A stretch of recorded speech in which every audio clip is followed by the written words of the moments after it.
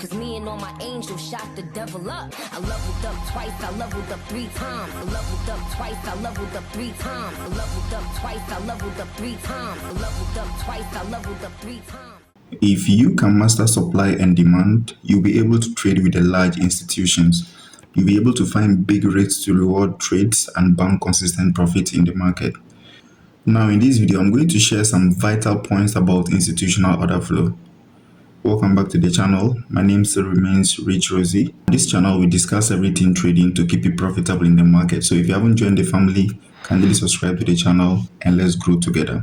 Now this video explains what an order block is, how to read institutional order flow, how to mechanically draw your zones or your order blocks, how to find high probability institutional zones, and finally how to enter and exit for maximum profit in the market. Now, we need to understand that the retail trader, you and I, we don't have enough capital to be able to move the market in the direction we want. Now, the fact that we don't have enough money to move the market in the direction that we want doesn't mean others cannot, right? The big boys are actually in the market. That's the big institutions, the financial institutions. They trade with large sum of money or large sample of money, so they'll be able to move the market in their own direction. Now, since we cannot move the market in our direction and others can, then we need to find a way to trade alongside their direction, alongside their order flow, right? Because we can't trade against these particular people, right? So the big institutions have the ability to move the market in their direction. Hence, we need to find a way to be able to identify their footprints in the market in order to trade alongside their order flow so that we can also bank consistent profit in the market, right? Now, regardless of what the big institutions do in the market, they cannot hide their footsteps. They can't hide their footprints. So it is onto you, the retail trader, to find a way in order to identify their footprints in the market so that you can now trade alongside with them.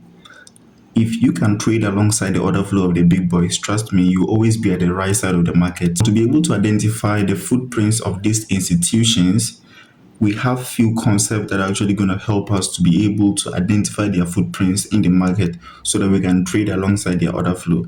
So one of the few things that can actually help you to identify the footprints of these big institutions in the market is what we call supply and demand.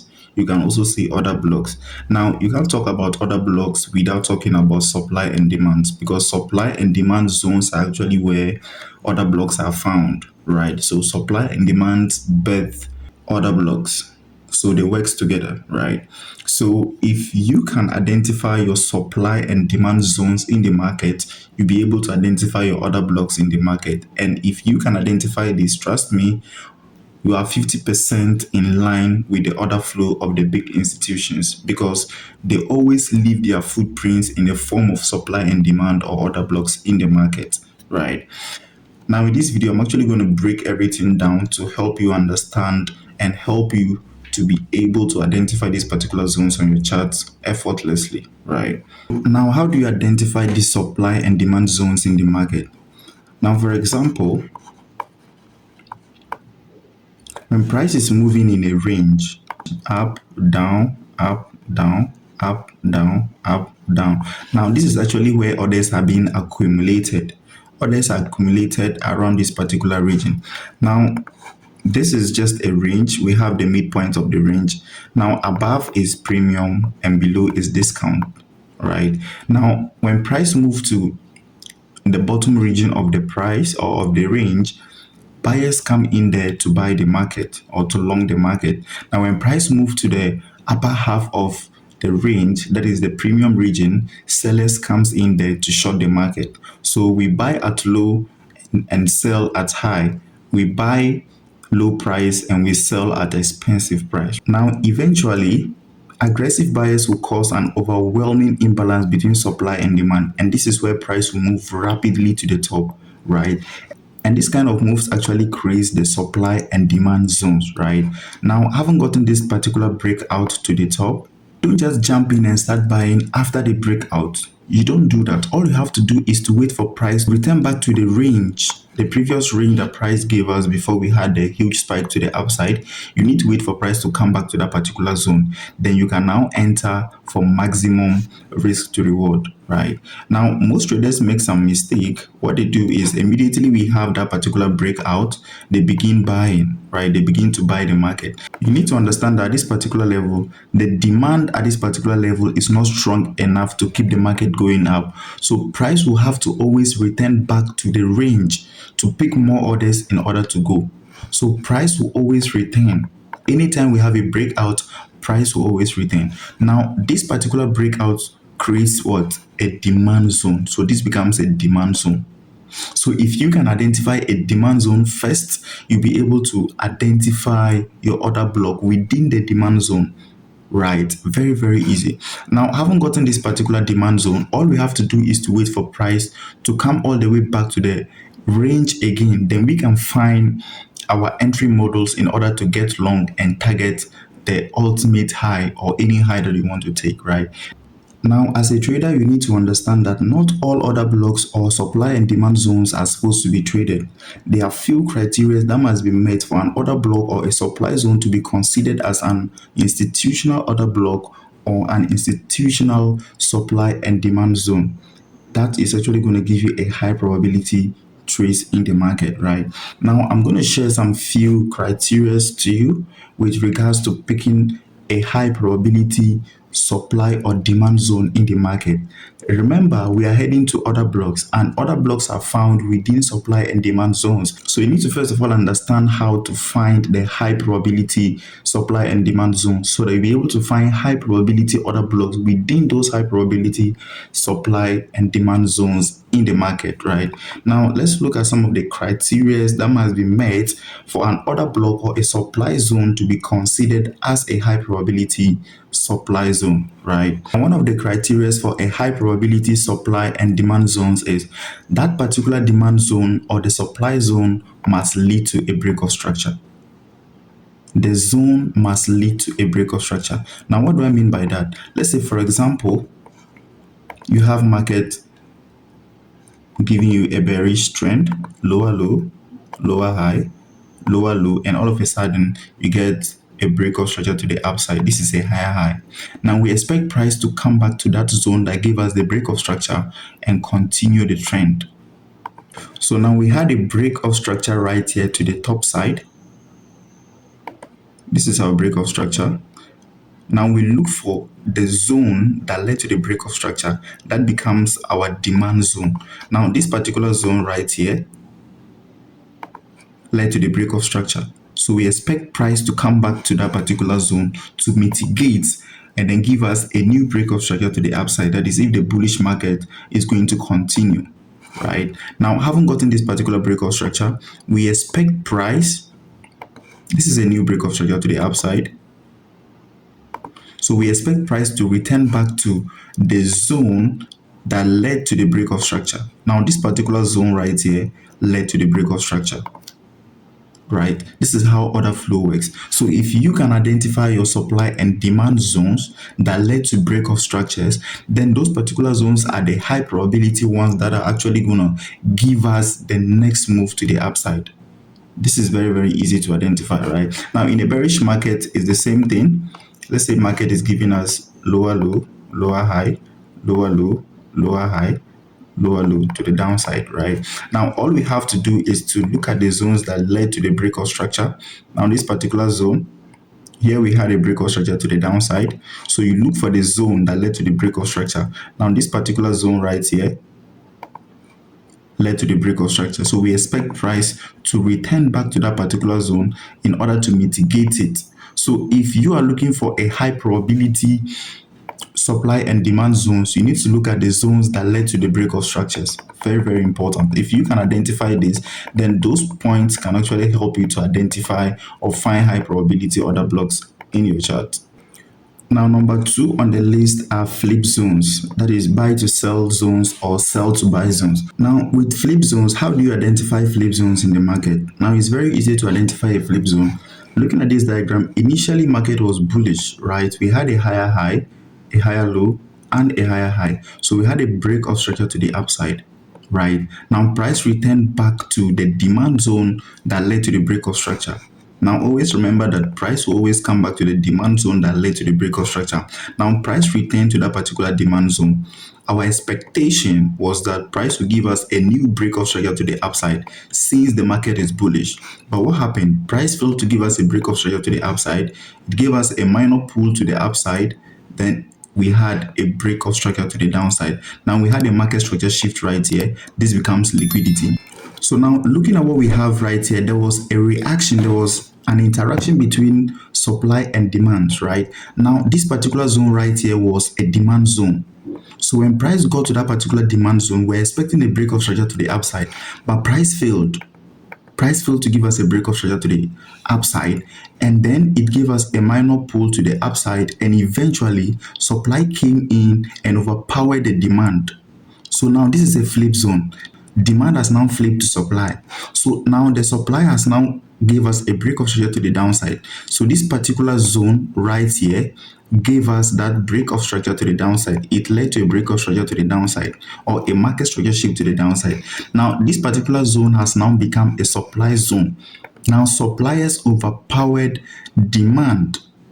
Supply overpowered demand. If you can identify these particular flip zones on your chart, then you can have a high probability supply or demand zone. This is for a bearish market. Now let's look at how a bullish condition is actually going to look, right? Now for a bullish flip zone, realize that this market was initially bearish. So we had break of structure to the downside, price returned back to a supply region and failed to give us a new break of structure to the downside. And all of a sudden, suppliers came in, demand came in there and overpowered supply. Now this is supply to demand. So demand has overpowered supply. Right, so price will always return back to the zone that led to the market structure shift. Now remember, this particular zone right here led to the market structure shift or the break of structure to the upside. So price will always return back to that particular zone and pick orders and move to the upside. So it is very, very important to know these particular zones. So number one, the zone must lead to a break of structure. Number two, flip zones. If you can identify flip zones, then you'll be able to have high probability supply and demand zones. Hence, you'll be able to identify or find high probability order blocks within these particular zones, because we know that order blocks are found in supply and demand zones, right? Now, let's look at number three. Number three, we have sweep zones. So how do you identify a sweep zone? Now, in a very simple term, let me simply explain what a sweep zone is. Now, sweep zones are zones that actually swept liquidity and led to a break of structure. It could be in a bearish trend or it could also be in a bullish trend. So any zone that swept liquidity and led to a break of structure is a sweep zone. And those zones, anytime you see those zones, just know that they are created by the institutions. Now, you can see that price swept liquidity below this particular equal lows and eventually led to a break of structure. Now, what price will always do is that price will always return back to the zone that led to the break of structure and then move to the top. So price has to come back and pick more orders because at this particular zone, there are no more demand to keep price moving to the upside. So price has to come back down and pick more orders, accumulate orders right here and move to the top. So sweep zones are actually one of the zones that are created by the institutions, the big boys. So that is it for flip zones. Flip zones actually swept liquidity and led to break of structures. Now the same thing for a bearish market. The same thing for a bearish market. So if you understand what it is or what it looks like in the bullish market, then you'll be able to replicate the same thing in the bearish market, right? Now, the next is inducement. Now, inducement is also one of the liquidity concepts and is very, very easy to understand. So basically, inducement is just something like this. Let's say you have market moving to the up. We had a break of structure to the upside. Price gave us a pullback, break of structure, and then we had something like this. Right now, looking at what happened, we had a break of structure to the upside here, and we had this particular pullback.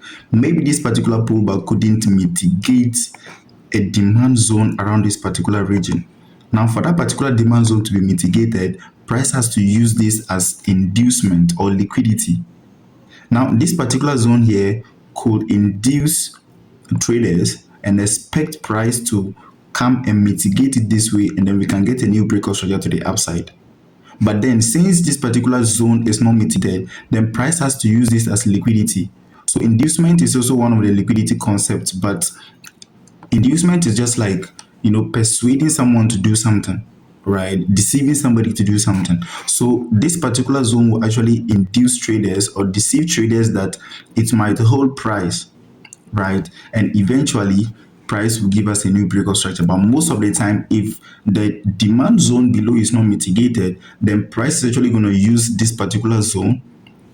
Now, remember that this particular zone, you're actually going to have an order block right here or another demand zone right here, right? That's a demand zone. But since this particular one is not mitigated, this one will be used as inducement.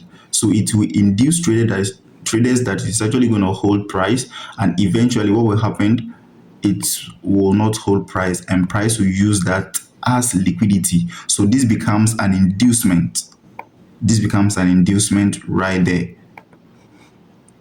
This becomes an inducement, right? Now price will now use this as an inducement and come and mitigate a demand or a supply zone, and then we can now have the setup that we want to see, right? So this is basically how to identify inducement. This is very easy. This is how to identify inducement, right?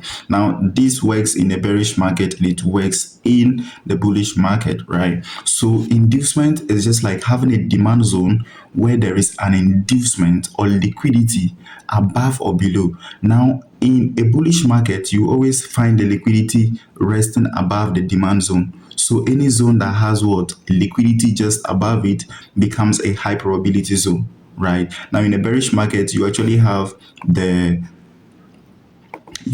zone or the inducement just resting below the zone. So this becomes our supply zone, and we have inducement. So this one becomes a high probability zone for price to use.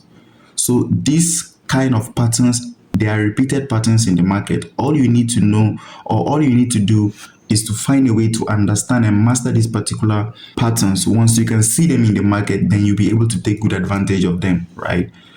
So let's proceed to the next one. Now we have higher time frame alignment. Now, above all, looking at all the criteria I just mentioned, those criteria, those zones must align with higher time frame. Because if you are actually trading a supply or a demand zone that does not align with a higher time frame, trust me, you'll be smoked out of the market, because time is power, and the higher the time frame, the stronger the zone, right? So all these particular zones I've just explained or I've just mentioned should align with the higher time frame. There should be higher time frame alignment. Now, another thing is that the zone must be unmitigated. The zone must be unmitigated. Now, when we talk about unmitigated, or when we talk about mitigation, let's say, for example, this particular zone right here, let me take this off. This particular zone was not mitigated. Now, initially, price was supposed to come and mitigate this particular zone before we get this breakout structure to the upside, but price failed to mitigate it. So that particular zone becomes an unmitigated demand zone. It becomes unmitigated demand zone. So when the zone is unmitigated, it becomes a high probability zone for price, right? Now, this one was supposed to be mitigated before we get this particular breakout structure to the upside, but price couldn't mitigate it. So now when price is coming in the future, we expect price to use this as liquidity or inducement and now mitigate the unmitigated demand or supply zone. Now, in this case, it's a demand zone, right? Now, why is this a high probability zone? Now, it's a high probability zone because it gave us a break of structure to the upside. Remember the first criteria, it must lead to a break of structure, right? So this particular zone here gave us a break of structure. Now, since we had a break of structure, we expected price We expected price to come back and mitigate that particular zone, but price couldn't mitigate it. It left it unmitigated. So unmitigated zones are high probability zones. So the zone must be unmitigated. So this particular zone was not mitigated, right? And eventually price used this as liquidity and then came back and mitigate it and move in the direction we expected the market to go. Because if the zone is mitigated, then you have no business with that particular zone. You have nothing to do with the zone. So the zone must be unmitigated, right? So these are some of the criteria that must be met in order for you to consider a zone or a supply zone as a high probability zone or a zone created by the big boys, that is the big financial institutions, right? Now let's look at other blocks. How then do we identify other blocks within these particular zones? Now this brings us to the concept of other blocks. So I'm going to be dealing exhaustively with other blocks. I'm going to explain everything about other blocks. So make sure you keep watching, like this video and share to your friends. Now let's carry on. Other blocks represent a zone where big financial institutions like the banks, the hedge funds, etc., right, they place their large orders, right? It could either be a buy order or a sell order, right? Now, an order block is a price area on your chart where large institutional orders were placed. That's basically how you can define other blocks. Now, remember, we want to trade in line with the institutions, the big boys in the market. So we need to be able to identify their footprints. So, and like I said before, order blocks are actually one of the ways you can identify where the big boys entered and exit the market, right? So an order block is a price area on your chart where large institutional orders were placed. Now, these orders will lead to a strong move in price, either to the up or to the down. Now, it often appears before a major market reversals or breakout. Most of the time, you're going to find this. Now, I'll break everything down in the simplest way where you'll be able to identify them on your chart, right? Now, order blocks are actually the footprints of the smart money, that is the big boys. So this is actually where the big players enter the market. And when they exit the market, you're actually going to see it again as in a form of order block, right? Now, the term order block simply means a large sum of orders.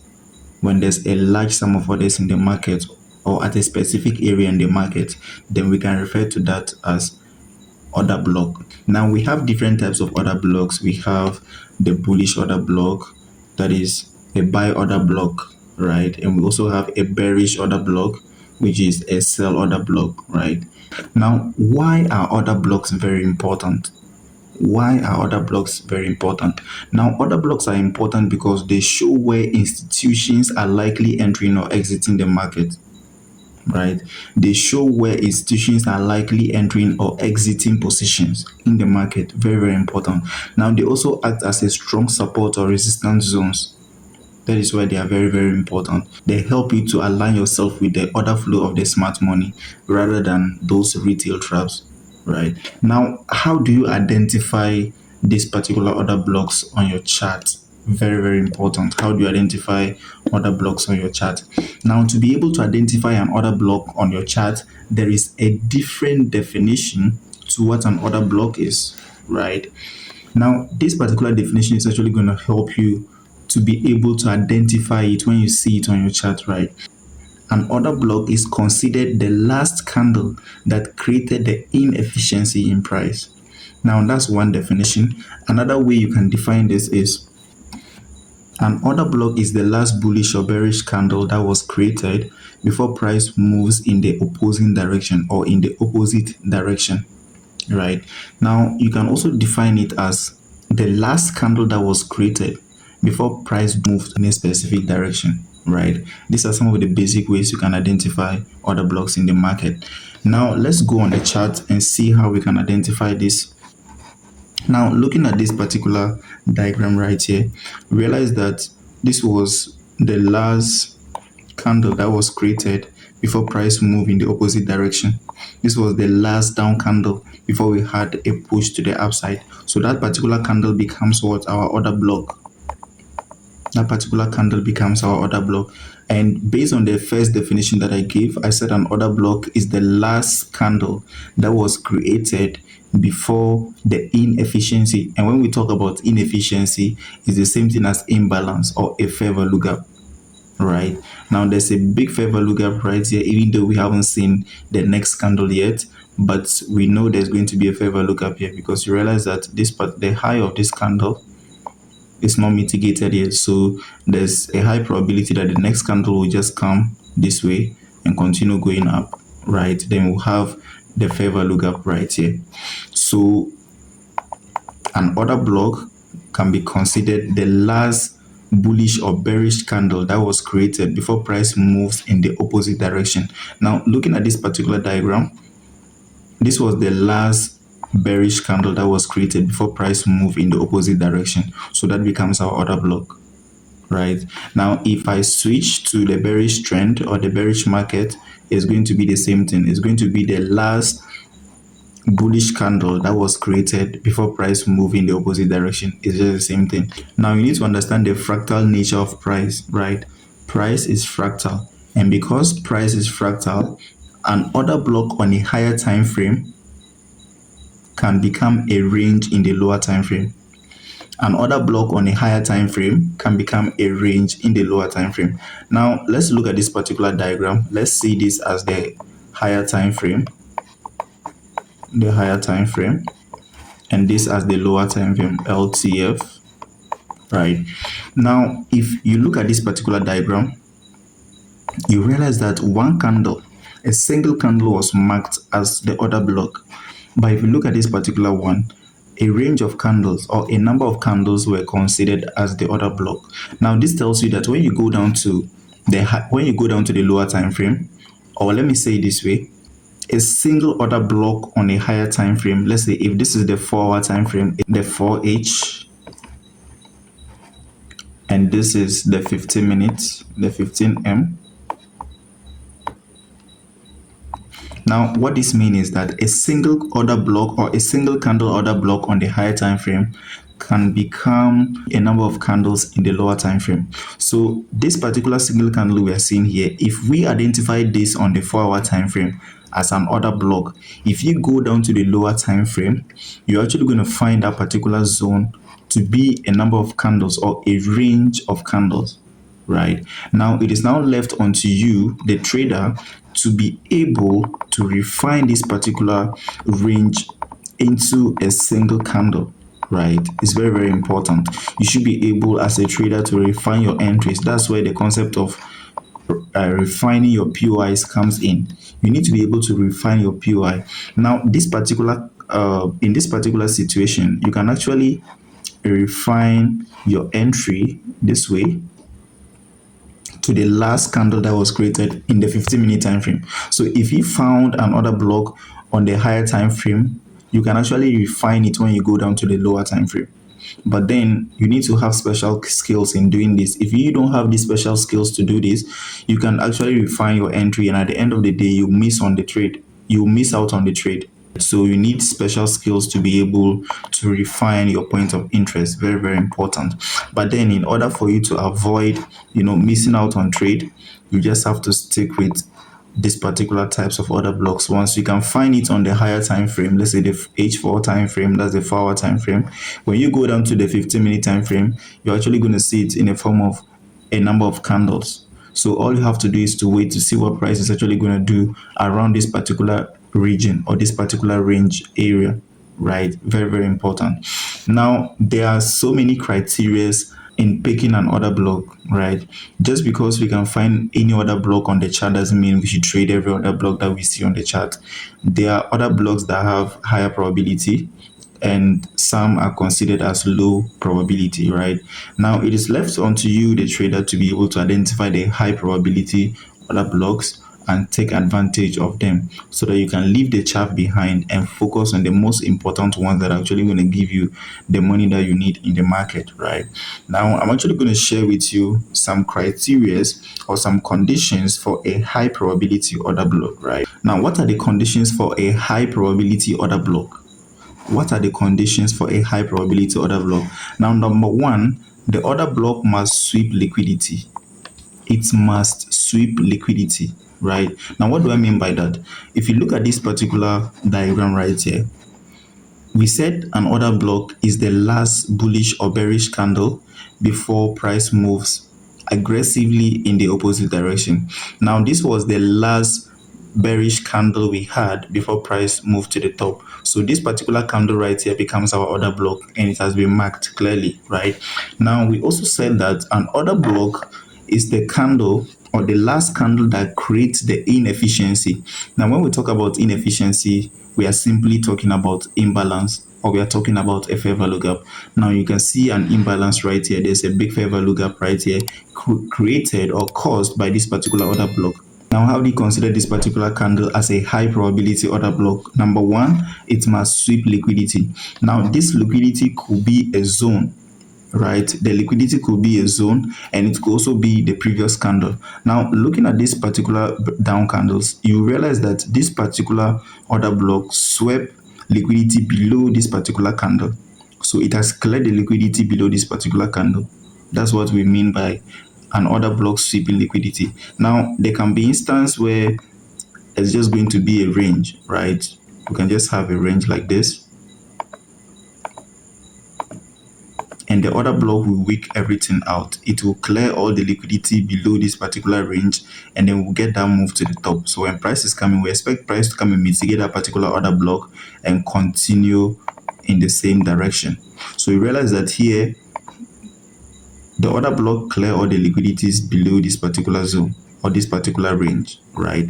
So if you find an order block right here, it is actually going to be a very high probability order block. Now, if you can refer back to the beginning of this video when I was explaining the concept of high probability supply and demand zones, I talked about sweep zones. So this is just one of the examples of sweep zones. If you can identify an order block at sweep zones, then you can consider that particular order block as a high probability order block, right? So one of the criteria is that, or the conditions is that, the order block must clear liquidity or sweep liquidity. And we have seen it right here. We have seen it right here. Now, the second criteria is that the order block must lead to a break of structure or a change of character. It must lead to a break of structure or a change of character. Now, what do you mean by that? Now, let's say this particular market was like this. So let's say this is how the market actually happened. We had a break of structure to the upside just right here. Now, what this particular criteria is telling you is that when you find an order block, the order block should be able to lead to a break of structure. So if you look at this particular diagram, we had a high, a low, and a break of structure to the upside. Right now, we look at the low that led to the break of structure. That's where the order block is actually going to be found. Now, this particular order block should initiate or should trigger a break of structure. It should lead to a break of structure, and that's exactly what we had right here. So we had a break of structure to the upside. Now, we are looking at conditions that must be met for an order block to be considered as a high probability order block. And number one, we said it must sweep liquidity. So this particular candle swept liquidity, so it is a high probability order block, right? Number two, it must lead to a break of structure, and we just saw it, right? We just saw it. We had a break of structure to the upside, just like I explained. Now, number three, there must be inefficiency. Now, when we talk about inefficiency, you can also refer to it as imbalance or a fair value gap, right? So now let's look at that particular diagram. Do we have inefficiency? Yes, we have inefficiency. We had a very big fair value gap right here. A very big fair value gap right here, right? This a fair value gap. So that becomes the imbalance we are talking about. That becomes the imbalance we are talking about. A very big fair value gap, right? So three criteria met. Number one, it should clear liquidity. Number two, it should lead to a break of structure. And number three, there must be inefficiency or a fair value gap. The imbalance is there to signify the institutional activities at that particular zone. So what the imbalance actually tells you is that price was supposed to be well balanced. The wicks of these particular candles were supposed to intersect so that we can have proper price delivery or efficient price delivery. Now, this inefficiency actually implies that the big boys actually participated in the market here, and their momentum, their power actually moved the market so fast that there was no proper delivery. Market was not well balanced, price was not well balanced, right? That's just the implication of the imbalance or the inefficiency of fair value gap present above or below other blocks, right? Now the next condition is liquidity or inducement. Now this is optional, but then when you find an inducement or liquidity just resting below or above an order block, then that particular order block can be considered as a high probability order block. Now, what do I mean by that? Let's say we had a breakout structure to the upside, just like we have it right here. Now, this particular low that was created that did not mitigate the order block. Remember, this is our order block. Now we're expecting, I think I should change the color of this to red. Good. Now we're expecting this particular low to have come and mitigate this particular order block we have here, but it failed to mitigate it and it was hanging, right? Now what that means is that when price is coming in the future, price is most likely going to use that as inducement or liquidity. So price, now this particular high, we could get a breakout structure to the upside. We could also get equal highs or maybe something just like this. So this particular low is what we are looking at. That particular low becomes an inducement, or you can also refer to it as a liquidity for price. Now price is actually going to use it as liquidity to tap into this particular order block and move, right? So these are some of the criteria. Number one, it must sweep liquidity. Number two, it must lead to a breakout structure or a change of character. Now let me explain the change of character, right? Because I've explained the case of a break of structure, right? Now with a change of character, let's say we have something like this: a higher high, higher low, higher high, higher low, a higher high, then we had a lower low. Now this is a change of character because this particular low right here was supposed to respect this particular strong low, then we'll continue going up, but it failed and broke below it. So this particular point is where the market structure shift happened, right? Now the order block that is here should lead to a market structure shift or a breakout structure. So when we had our market structure shift, then we can now target that particular order block that caused the market structure shift, and then we expect price to start going down. So right here we had a market structure shift right here. So there must be an order block around this particular region that led to that particular market structure shift or change of character. So price has to return to that particular order block and then move to the downside. So your order block should trigger a break of structure, or it should trigger a market structure shift or a change of character. Very easy and very simple, right? Now let's continue. We are looking at the conditions for a high probability order block. Don't forget.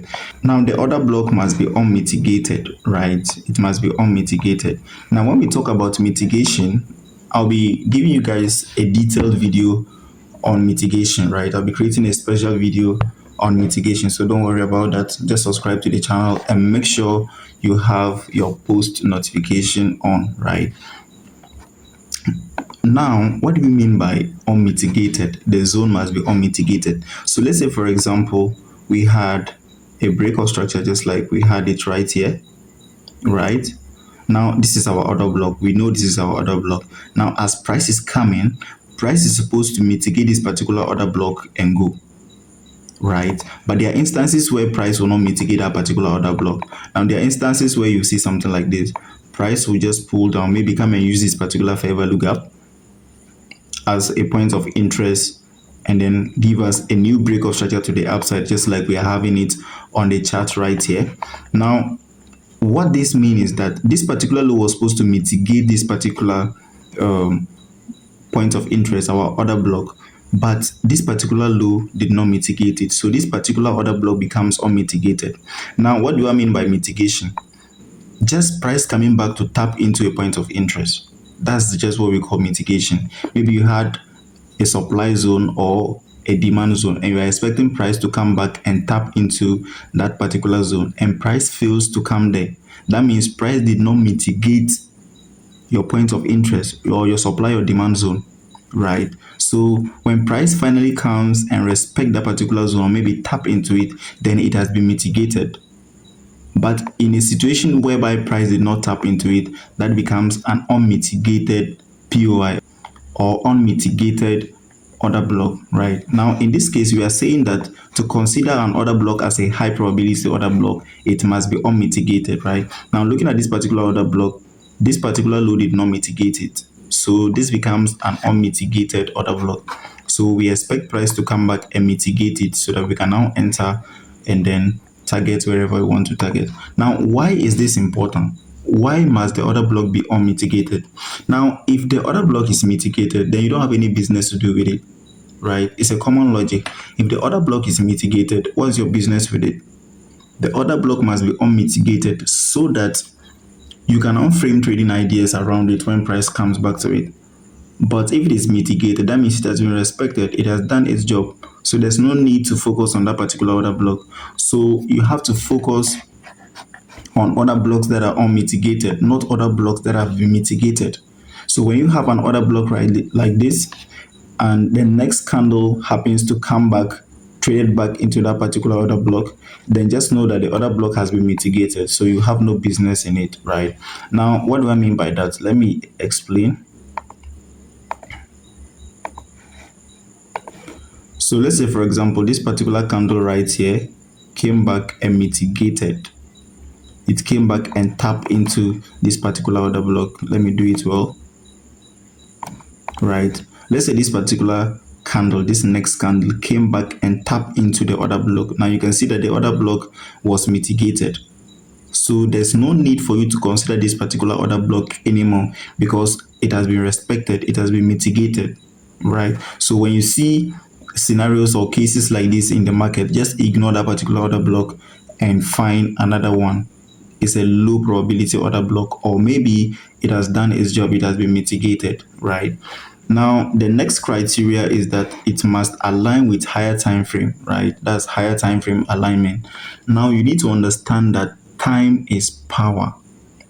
Time is power. So the higher the time frame, the accurate your analysis, right? So if you are identifying your point of interest or maybe your order blocks, in this case, we are talking about order blocks, right? So if you identify your order block must align with the order flow. It must align with the higher time frame order flow.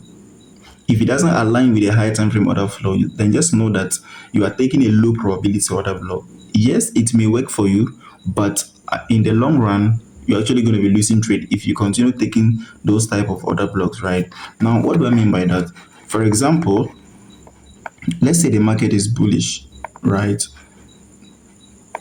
Let's say the market is bullish. You are getting a higher high, higher low, higher high, a higher low, and a higher high. Now you found an order block around this particular zone, and then we had a lower low, a higher low, and price is coming back. Now you know the overall trend is bullish. So all you have to be doing is looking for bullish order blocks, not bearish order block. So let's say if you found a particular order block right here, let me show you. Let's say you found an order block right around this particular zone, and now you are expecting price to tap into that particular order block and sell. You are wrong. You are wrong. Now you are wrong because the market is bullish. If you look at the overall trend is bullish. So you shouldn't be looking for sales just because you have found an order block or an A plus order block right here. You shouldn't do that. You are trading against the higher time frame trend, or you're just trading against the trend. So all you should do is to always find order blocks that aligns with the higher time frame or the trend. That's very, very important. You should trade alongside the order flow. Like they usually say, the trend is your friend. So you are going to be looking for, or you are supposed to be looking for bullish order blocks You are supposed to be looking for bullish order blocks when the market is bullish, and you are supposed to be looking for bearish order blocks when the market is bearish. It's as simple as that, right? Failure to do this, trust me, you lose money and learn sense. That's the only way you will learn the sense, right? So you wouldn't want to do something like that. You wouldn't want to give your money to the market just because of something that you are ignorant of, right? So these are some of the criteria as a trader you need to have at the back of your mind when you are considering order blocks or when you want to pick a high probability order blocks. Now, I'll move on the chart to show you how to identify this on real price charts. But with this alone, trust me, you'll be able to identify high probability order blocks, right? Now, another thing you need to also understand or know is that most traders, trust me, this thing that I'm going to show you, most traders doesn't know it. Most traders, even experienced traders, most of them doesn't know this particular thing that I'm going to show you.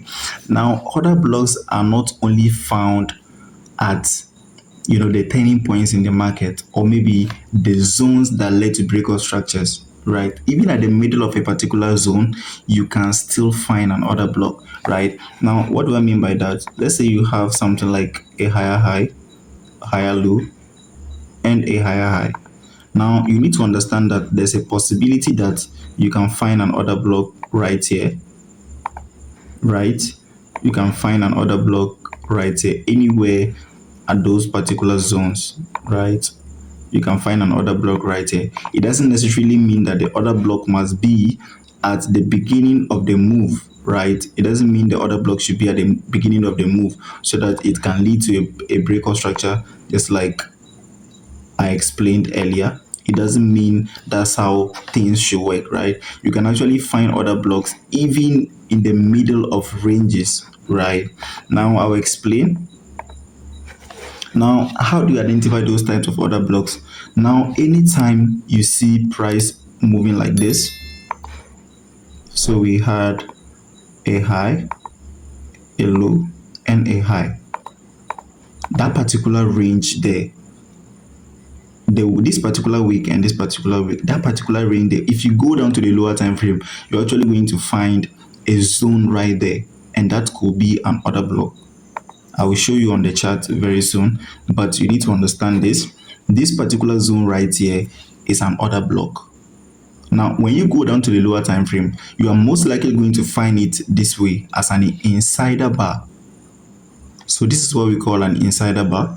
If you don't know what an insider bar is, I think you should refer to the Candlesticks Bible. Get that book and read it. It will help you a lot, trust me.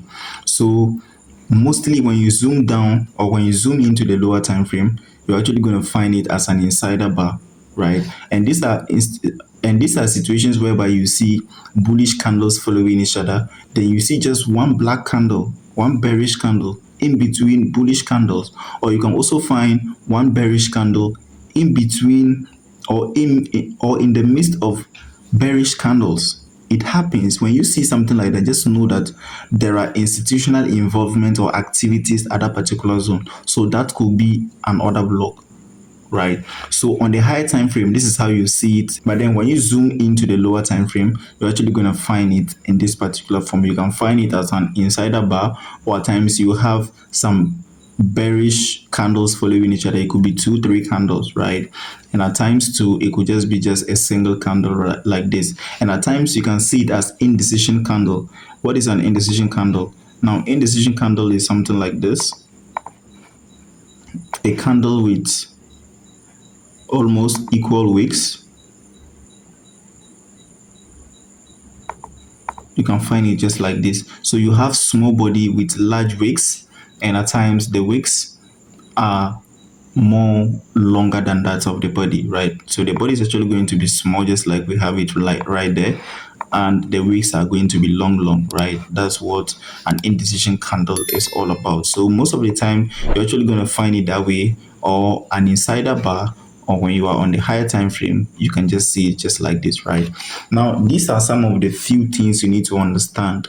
There are a lot on order blocks. If I'm going to explain the concepts behind order blocks, trust me, 1 hour video will not be enough, right? So I'm just going to show you some of the basics, even though I'll be creating more detailed videos again on this particular topic, but I think this is enough. So Let's go straight on our chart and see how we can identify these particular zones on our chart, right? Let's go.